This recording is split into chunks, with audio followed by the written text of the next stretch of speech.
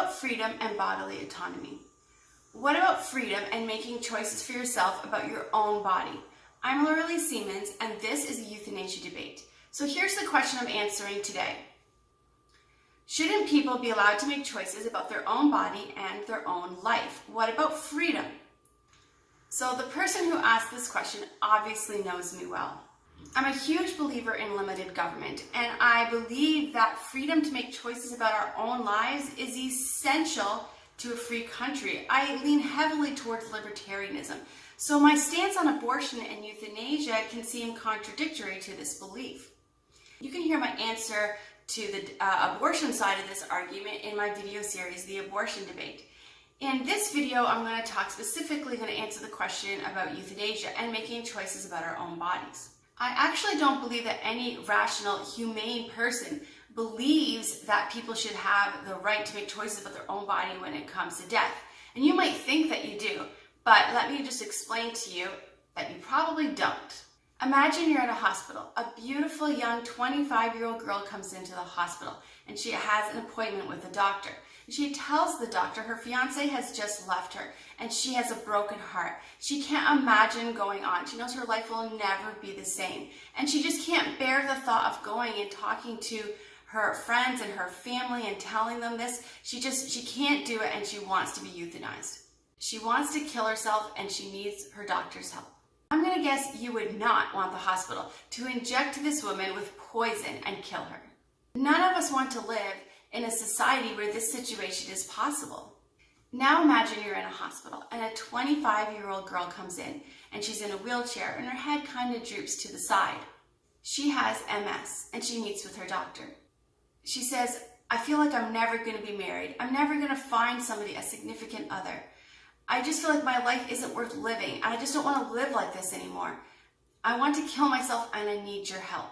If you believe the second woman should be euthanized, but not the first one, you actually don't believe in freedom to make choices for your own body.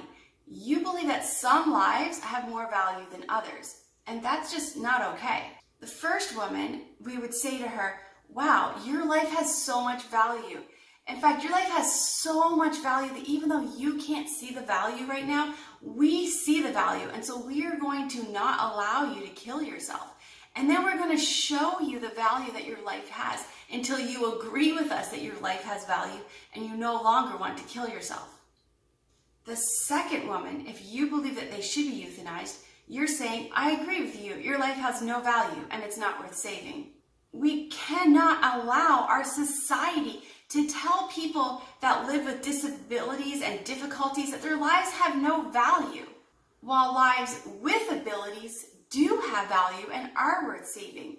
When we say that it's okay to euthanize someone with a disability, we are telling all of the people with disabilities that their lives have no value and are not worth saving. Both of these women in this situation need support. Both of these women need to show that their life does have value.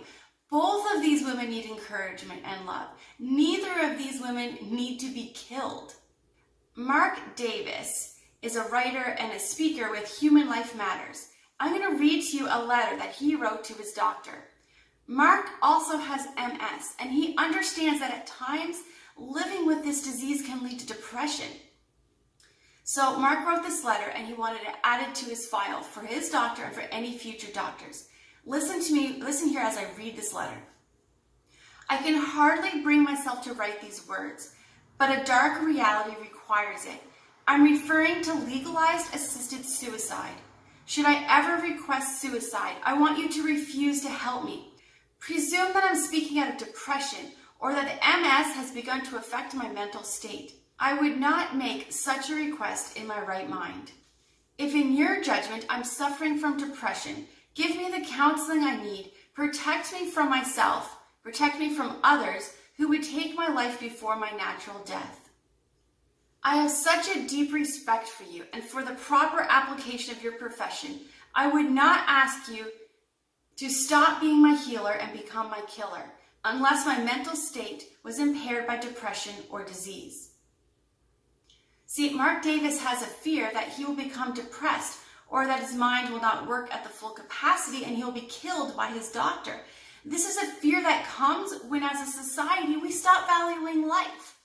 So, do I believe that people should be allowed to make the choice to end their own lives? No, I don't.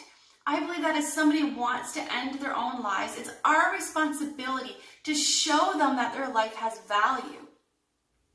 It's our responsibility to save their lives, even if we're saving it from themselves. I'm Laura Lee Siemens, and you're watching the Euthanasia Debate. To listen to my weekly podcast or to see some of the other videos that I do, check out my website at lauraleesiemens.com. You can also contact me through my website and learn more about my speaking ministry.